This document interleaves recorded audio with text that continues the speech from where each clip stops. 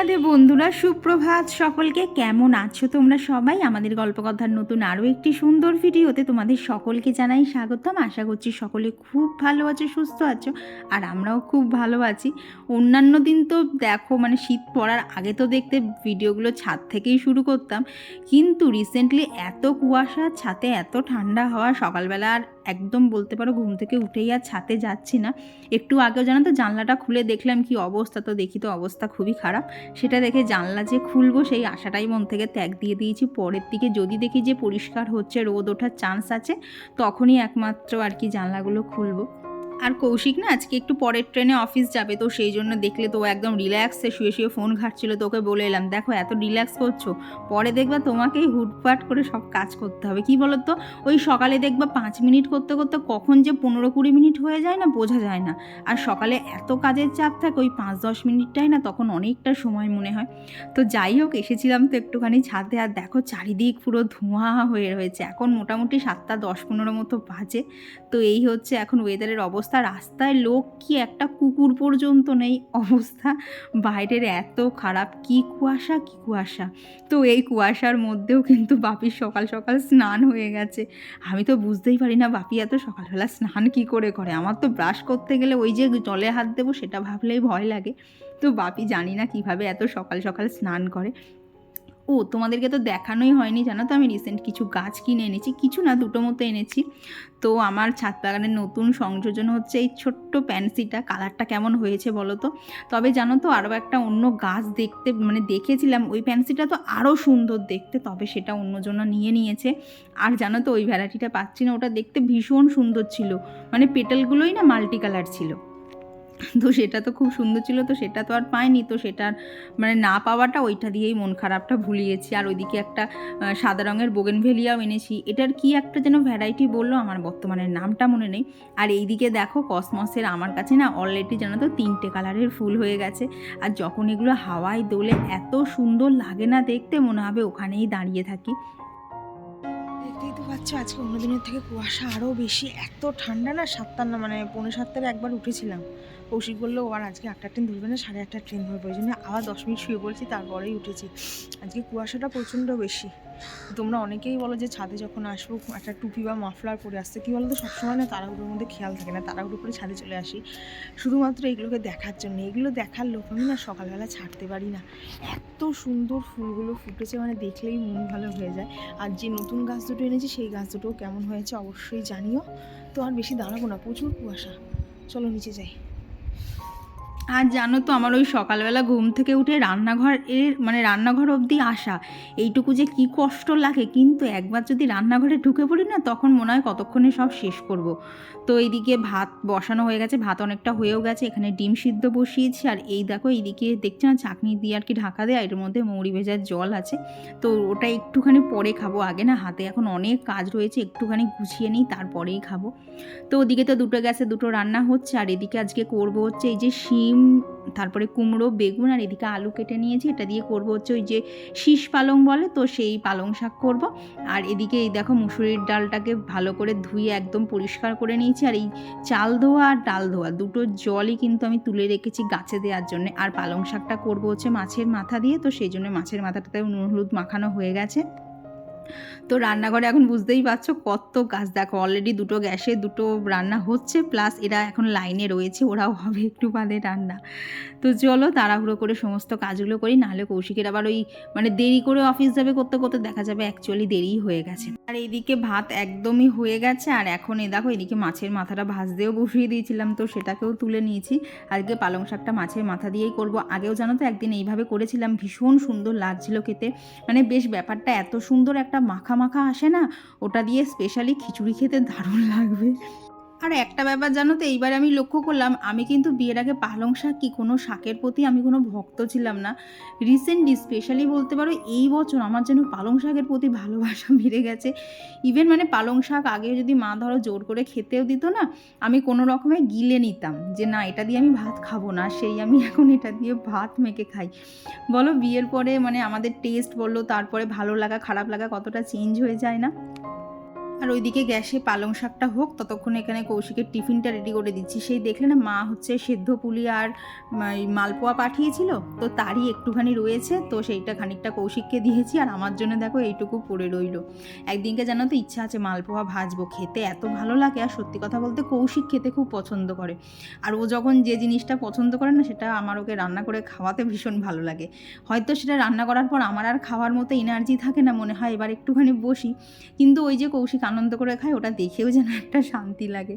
তো এইদিকে ডালটাও বসিয়ে দিয়েছি, এবার এক এক করে সমস্ত রুটিগুলোকে করে নিচ্ছি।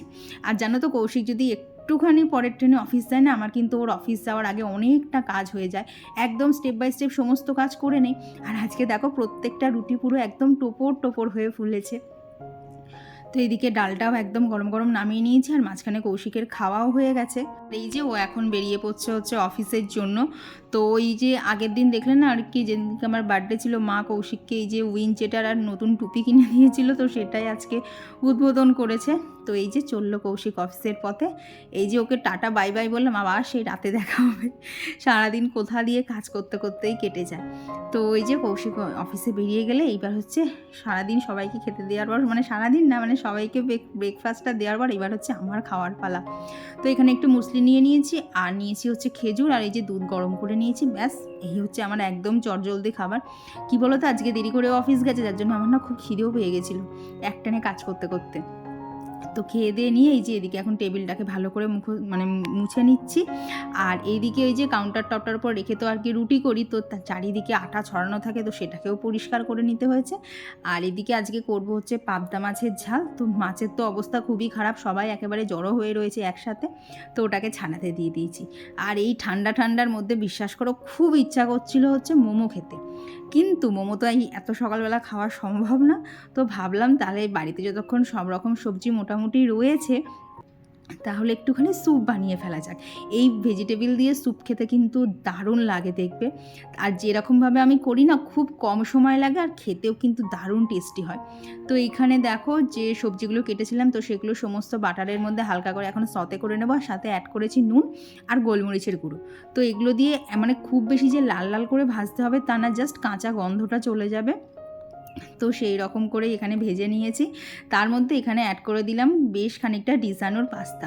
তো তোমরা তো জানোই এখন আমি এই ডিজানোর পাস্তাটা ইউজ করি। আর অনেকেই বলছো যে তোমাদের চাউমিন খেতে বেশি ভালো লাগে। কি বলো তো, চাউমিনটা খেতে ভালো লাগে সবারই, কিন্তু ওই যে চাউমিনটা ময়দার তৈরি, আর ডিজানোর এই পাস্তাটাই কিন্তু একদমই ময়দা নেই, সম্পূর্ণটা আটা আর সুজি দিয়ে তৈরি।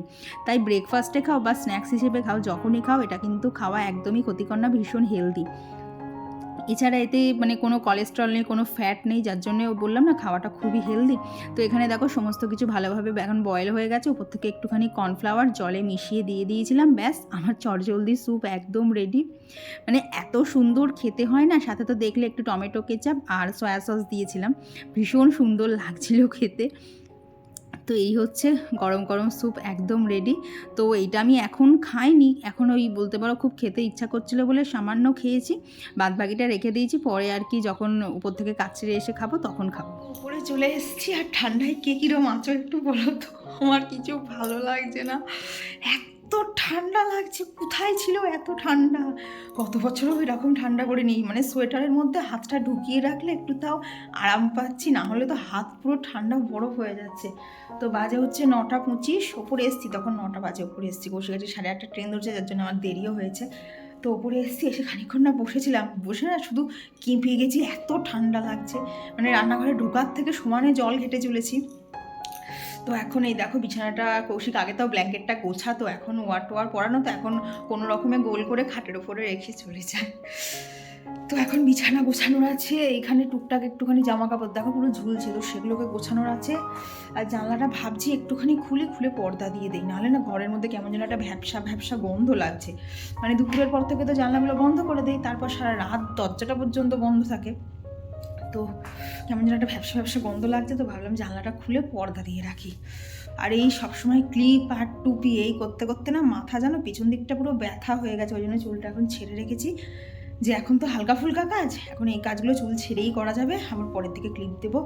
আর তারপর রান্নাবান্না সেরে একটু বেরোতে হবে, একটু ব্যাংকে যেতে হবে, একটু প্রবলেম হয়েছে দেখবে অনলাইন ব্যাঙ্কিংয়ে না, এই মানে নতুন বছর পড়ার সাথে সাথে অনেক এদিক ওদিক হয়ে গেছে, আমার অ্যাপগুলো খুলছে না, তো তো সেগুলো গিয়ে ব্যাংকে গিয়ে ঠিক করে আনতে হবে, তো অনেক কাজ আছে। তো চলো বক না করে কাজ শুরু করে দিই। আর সকালবেলা তো দেখলে অত কুয়াশা ছিল, এখন জানো তো বেশ হালকা হালকা রোদ উঠেছে, এখনও সেইভাবে ওঠেনি, তবেই জানো তো এই মানে সকালের যে রোদটা আছে না, এটাই হচ্ছে আমার ঘরে একটুখানি যা ঢোকে, তারপরে আর ঢোকে না, তারপরে সমস্ত রোদটা ওই বারান্দার দিকে চলে যায়, যার জন্য সকালে যদি সামান্যতর রোদ ওঠে না, আমি কিন্তু রোদটাকে একটু হলেও ঘরে ঢোকানোর চেষ্টা করি, নাহলে না ঘরটা কেমন যেন ভ্যাপসা ভ্যাপসা হয়ে থাকে। আর এই তো এইদিকে এখন হচ্ছে ব্ল্যাঙ্কেটটাকেও গুছিয়ে নিচ্ছি। শীতকালে দেখবে বিছানা গোছাতে কিন্তু অনেকটা সময় লাগে, এটা ওটা সেটা তুলতে তুলতে, প্লাস নিজেরাও এত কিছু পরে থাকি না, আমার তো এই এত কিছু পরে থাকতে গেলে এমনিই দমবন্ধ হয়ে যায়, তার মধ্যে কাজ করা আমার কাছে যেন আরও কষ্টকর হয়ে যাচ্ছে দিন দিন। কবে যে এই শীতটা যাবে, আমার শীত একদম সহ্য হয় না, মানে আমি গরমে ঘেমে নিয়ে স্নান মানে কাজ করব তাও ভালো, কিন্তু শীতে আমি কাজ করতেই পারি না, আমার যেন মানে উঠতেই বড্ড আলিস্যি লাগে। তো চলো অনেক তো বকবক করেছি, এবার তোমাদের সাথে কিছু কমেন্ট শেয়ার করি। তো আমার গত ভিডিওতে ঘরকন্যা সুস্মিতা থেকে দিদিভাই লিখেছে ধনেপাতা যখন বাটবে তখন তার মধ্যে একটু তেঁতুলের কাত মিশিয়ে নেবে, দেখবে খেতে হবে দারুণ। ঠিক আছে দিদিভাই, টিপসটা দেওয়ার জন্য অসংখ্য ধন্যবাদ, কিন্তু আমি তো জাস্ট ঠান্ডা লেগে থেকে উঠেছি, যার জন্য এই মুহূর্তে করছি না, আর একটুখানি কদিন যাক, অবশ্যই তুমি যেটা রেসিপিটা বলেছো অবশ্যই ট্রাই করে দেখবো। তবে সেদিনকে পাতাটা দেখলে না, ওর মধ্যে কিন্তু লেবুর রসও আমরা দেই, কিন্তু ওই যে আমার ঠান্ডা লেগেছে বলে সেদিনকে আর লেবুর রসটাকে অ্যাভয়েড করে গেছি। তো আর কমেন্ট করেছিল রুবি ব্লগস থেকে দিদিভাই, আর কমেন্ট করেছিল সোহিনী আইডি থেকে। তো দিদিভাই না বনু তুমি, আমি জানি না, তো তোমার ফটোটা দেখে যার কি যে ফটোটা দেয়া আছে সেটা দেখে তো মনে হচ্ছে তুমি আমার থেকে বড়ই হবে। তো দিদিভাই তুমি লিখেছো যে সুস্মিতা আমি তোমার ভিডিও 2-3 দিন ধরে দেখছি, দেখার পর থেকে তোমার পুরনো ভিডিওগুলো খুঁজে খুঁজে দেখছি, জানো তো তুমি আমার বোনের মতো কিন্তু। ও সরি দিদিভাই, কমেন্টটা জানো তো প্রথমে পুরোটা পড়িনি। তো তোমার মতো একজন বন্ধু পেতে আমারও খুব ইচ্ছা করে। হ্যাঁ গো দিদিভাই, এই ছোট্ট আমার পরিবারে সবাই আমার বন্ধু। হ্যাঁ এর মধ্যে হয়তো অনেক সিসিটিভিও আছে আমি জানি, সেটা জেনে শুনেই বলি। দেখো যারা যারা আমার শুভাকাঙ্ক্ষী তারা তো সবাই আমার খুব কাছের বন্ধু। আর দেখবে এই ইউটিউব প্ল্যাটফর্মে আসলে মানে না আসলে আমি তো জানতেই পারতাম না যে দূর থেকেও এত মানুষের ভালোবাসা পাওয়া যায়। তোমরা দূর থেকেও আমার প্রতি এত কেয়ার নাও, আমার বিশ্বাস করো খুব ভালো লাগে, মানে দিনের শেষে মনে হয় কোথাও তো আমার একটা কমফোর্ট জোন আছে, মানে যেখানে সবার মধ্যে বলতে পারো নিঃস্বার্থ ভালোবাসাটা দেখা যায়। আর এদিকে কি হচ্ছে জানো, এত মিলের কালি আসতে না, আমার এই যে ঘরের গাছগুলো সব জানলায় রাখা থাকে, ওদের পাতাগুলো পর্যন্ত সব ধুলো হয়ে যাচ্ছে। কবে যে এই শীতকালটা যাবে, না আমি ঠিকঠাক জানলা দরজা খুলতে পারছি, আর যদিও বা খুলি এত কালি আসছে না কি বলবো। তো আর কত ভিডিওতে কমেন্ট করেছিল হচ্ছে জয়া বিশ্বাস আইডি থেকে দিদিভাই, লিলিমা মাইতি দিদিভাই, আর লোপামুদ্রা দিয়ে লিখেছে ধনেপাতার চাটনি আমরাও খুব খাই শীতকালে। হ্যাঁ গো, এখন ধনেপাতাটা তো একটুখানি সস্তা থাকে, তাই যখন ইচ্ছা বানিয়ে কিন্তু খাওয়াই যায়। আর কমেন্ট করেছিল হচ্ছে সুশীলা দিদিভাই, শর্মিলা মণ্ডল দিদিভাই, মুস্কান।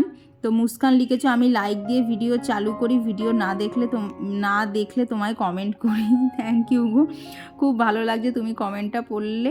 তুমি পরে ভিডিও না হলে কমেন্টে রিপ্লাই দাও। হ্যাঁ গো, কমেন্ট না নিলে অবশ্যই আমি সবাইকে রিপ্লাই দিয়ে দিই, কারণ এইটুকু ছোট ভিডিওর মধ্যে নিজের কথা তোমাদের সাথে শেয়ার করব নাকি সবার কমেন্ট পড়বো। আর পুরো ভিডিও জুড়ে তো কমেন্ট পড়লে তোমাদেরও আশা করছি ভালো লাগবে না শুনতে। তো আর গত ভিডিওতে কমেন্ট করেছিল হচ্ছে সুপ্রিয়া ঘোষ দিদিভাই। তো দিদিভাই লিখেছে যে আমার কাজের দিদি এসছে কিনা। হ্যাঁ গো, যে দিদিকে জানো তো নতুন কাজে রেখেছি, এত পরিষ্কার করে কাজ করে। আর সব থেকে লেটেস্ট কী জানো, দিদিকে জিজ্ঞেস করেছি দিদি তুমি কটা বাড়িতে কাজ করো গো।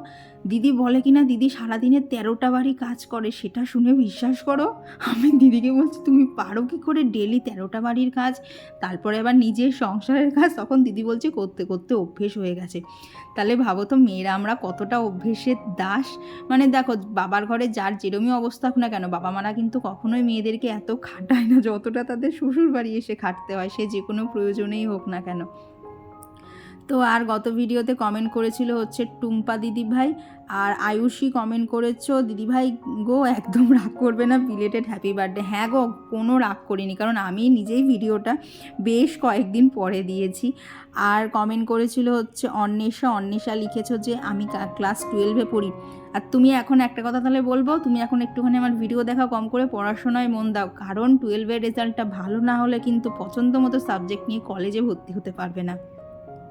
তো বলবো এখন আমার ভিডিও দেখা একটু বন্ধ রেখে তুমি আগে ভালো করে রেজাল্ট করো, আর কেমন রেজাল্ট হলো অবশ্যই আমাকে জানিও। আর কমেন্ট করেছিল হচ্ছে সুচরিতা মণ্ডল দিদিভাই, বিনীতা দিদিভাই, জিনিয়া রয়, শ্রেয়া পাল। আর কমেন্ট করেছিল হচ্ছে পায়েল দিদিভাই। আর বৈশালীনাথ দিদিভাই লিখেছো যে তুমিও ঠিক করেছো যে এই নতুন বছরে নো চিন্তা ডু ফুর্তি। হ্যাঁ গো, এই জিনিসটা তোমার এই কমেন্টটা সত্যি কথা বলতে আমার খুব পছন্দও হয়েছে।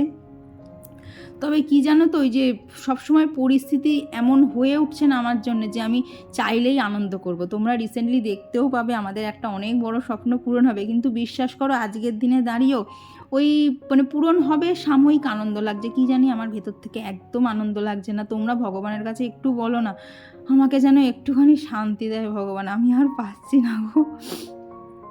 আর কমেন্ট করেছিল সিম্পল লাইফস্টাইল উইথ দিয়া আইডি থেকে দিদিভাই। আর প্রীতিশা আইডি থেকে দিদিভাই লিখেছে যে শিম সর্ষেটা খুব ভালো লাগছে, আশা করছি খেতেও ভালো হবে। দিদিভাই আগের দিন যে রেসিপিটা দেখিয়েছিলাম তুমি একবার জাস্ট করে খাও, গরম ভাতে তো খেতে একদম মানে ফাটাফাটি লাগবে, ওটা খেতে দারুণ লাগে। মানে আমাদের নিজের পছন্দে বলছি। তো তোমরা যদি কোনোদিন করে না থাকো অবশ্যই একবার ট্রাই করো। আর এইদিকে দেখো রান্না করতে করতে তো মাছ ভাজছিলাম, মাছ ভাজতে ভাজতে রাস্তায় চলে এসেছি, কারণ আজকে হচ্ছে রানাঘাট কলেজের 75 বছর আর কি কমপ্লিট হয়েছে, তারই উদযাপন।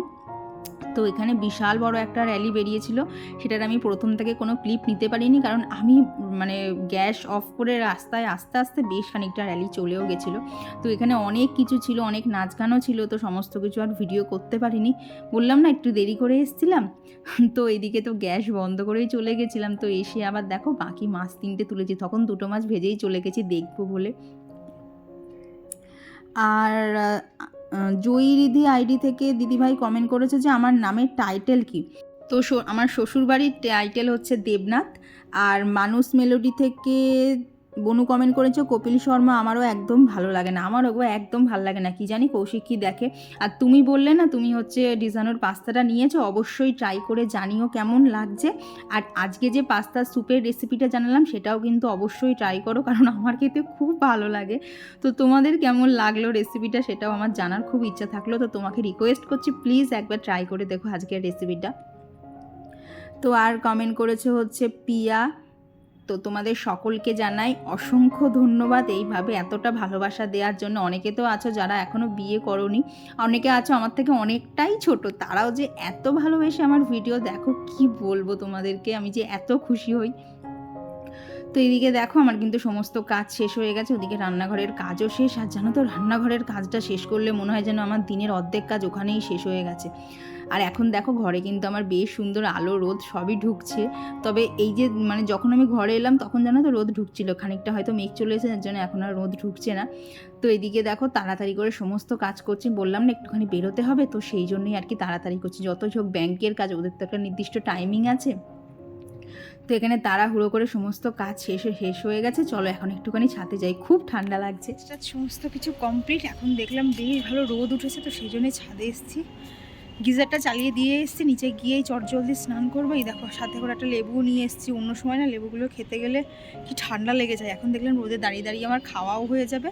আর দেখবে রানাঘাট কলেজ কোনটা, এই দেখো এই যে এইখানে সাদা বিল্ডিংটা দেখা যাচ্ছে, এটা হচ্ছে রানাঘাট কলেজ। আজকে ওখানে অনেক ফাংশনও আছে, কৌশিক থাকলে দেখতে যেতাম, বাট একা একা ভালো লাগে না। আর এত সুন্দর রোদ উঠেছিল মাঝখানে আর কি, আবার মেঘলা হয়ে গেছিলো, তারপরে আবার রোদ উঠেছে, তো যার জন্য এই দেখো মেশিনে খানিক জামা কাপড় কাচা হয়েছে। তো এখানে আমার আর কৌশিকের সেরকম নেই, মেনলি বাপিরই অনেকগুলো জামা কাপড় জমে গেছিলো, তো এইখান থেকে পুরো আজকে বাপির জামা কাপড় কাচা হয়েছে। মানে নিচে রান্না হচ্ছে, ওপরে কাছাকাছি হচ্ছে, এইভাবে আজকে সব কিছু করা হয়েছে। আর দেখো দেখো ফুলগুলো দেখো জাস্ট, আমি রোদে তাকাতে পারছি না, চোখ বন্ধ হয়ে যাচ্ছে। মানে এইখানটাতে এলে আমি আর চট করে যেতে পারছি না, আমার যে কি বাজে অভ্যেস হয়ে গেছে, ছাদে আসলে কখন যে সময় চলে যাচ্ছে আমি বুঝতে পারছি না। তারপরে এই গাছটায় তো মাঝে ফুলগুলো কেমন হয়ে গেছিলো, পুরনো ফুলগুলোকে যেই তুলে নিয়েছি আবার সমস্ত পুরনো ফুলগুলো যেই আর কি তুলে নিয়েছি, নতুন ফুল আবার গাছেও ভরে গেছে, এত ভালো লাগছে কি বলবো, খুব ভালো লাগে নিজের হাতে লাগানো গাছে যদি এত সুন্দর করে ফুল টুল আসে। দেখো এ তো এখনও ওকে টব দিতে পারিনি, টব আনা রয়েছে গাছ, মানে গাছগুলো টবে দিতে হবে এখনও। দেখো এতে কত ফুল। তারপরে এই যে কালকে প্যান্সিটা নিয়ে এসেছি, আজকে বললাম না ব্যাংকে যাবো, বেরোবো, যদি পাই। কালকে একটা অন্য ভ্যারাইটি না প্যানজির দেখেছিলাম, কিন্তু সেটা পাইনি, সেটা অন্যজনা নিয়ে নিয়েছে। ওটা তো মাল্টি কালার ছিল, এত দারুণ ছিল। তো আজকে একবার যাব, একবার ঢু মারবো, যদি সেম জিনিস পাই। কী বলো তো, ভালো জিনিস চটফট পাওয়া যায় না। চলো আগে স্নান করে পুজো দিয়ে নেই, তারপরে আর দেখা হচ্ছে। তো জানো তো, এত তো ফুলের গাছ দেখছো ছাদে লাগিয়েছে, আমার জানো তো এইবার খুব ইচ্ছা হচ্ছে সবজি চাষ করতে। আচ্ছা কোন সবজি বলো তো দিয়ে একদম আর কি শুরু করা যায়, কারণ সবজি সেরকম যত্ন তো আমি জানি না, কিন্তু আমার খুব লাগাতে ইচ্ছা করছে। তো তোমরা একটু সাজেস্ট করো তো কী সবজি দিয়ে শুরু করা যায়। তো এইদিকে স্নানও আমার কমপ্লিট। দেখো এখন গাছ থেকে বেশ কিছু ফুল তুলে নিচ্ছে। আগে জানো তো ফুল সব রেখে দিতাম, কিন্তু দেখছি রেখে দিলে না নতুন ফুলগুলো আর কি হতে পারছে না। তো ওই জন্য প্রত্যেক দিন একটা দুটো করে যেরকম যেদিন লাগে সেরকম ফুল তুলে নেই। তারপর খাওয়া দাওয়া কমপ্লিট করে এই যে বেরিয়েছিলাম একটুখানি, বললাম না বেরোবো, তো সেই মতোই বেরিয়েছিলাম। আর আস্তে আস্তে প্রায় বিকেল হয়ে গেছে, এসে তাড়াতাড়ি ছাদে গেছি, টুকটাক গাছে জল দেওয়া ছিল সেগুলো করেছি, সন্ধে দিয়েছি, দিয়ে এই যে এখন একটুখানি আমার জন্য স্পেশাল মুড়ি মেখেছিলাম, আর এইভাবেই কেটেছে আজকের সন্ধ্যে। আর অনেকক্ষণ পরেই ভিডিওটা অন করলাম। আমি না এই ঠান্ডার মধ্যে সন্ধ্যের পর থেকে আর ভিডিও করতে পারছি না সারাদিনে। তাও ধরো রোদ উঠুক না উঠুক, টেম্পারেচার একটু বেশি থাকছে, কিন্তু সূর্যটা আর কি মানে সূর্য না থাকলে টেম্পারেচার আরও কমে যাচ্ছে। এখন টেম্পারেচার চেক করলাম, এখন দেখাচ্ছে হচ্ছে 11 ডিগ্রি, আর রাত্রির দিকে আরও 1 ডিগ্রি মতো কমবে। আমাকে তো এর মধ্যে খুঁজে পাওয়া যাবে না। আবার সকালবেলা উঠতে যে কী কষ্ট হচ্ছে, কী অসুবিধাটা হচ্ছে বলো তো, ওই ব্ল্যাঙ্কেট থেকে বেরিয়ে রান্নাঘর অবধি যেতেই যা কষ্ট হচ্ছে। একবার চলে গেলে আর কাজ করতে সমস্যা হচ্ছে না। তো আমার স্কিন কেয়ার একদম কমপ্লিট। আর এই যে এদিকে কৌশিকের স্কিন কেয়ার এখন চলছে।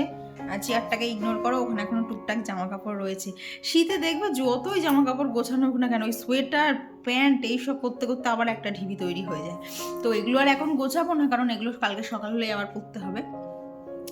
তো আজকের ভিডিওটা তোমাদের কেমন লাগলো অবশ্যই জানিও। ভালো লাগলে প্লিজ একটা লাইক করে দিও। তো চলো আজকের জন্য এখানেই রাখছি ভিডিওটা, টাটা।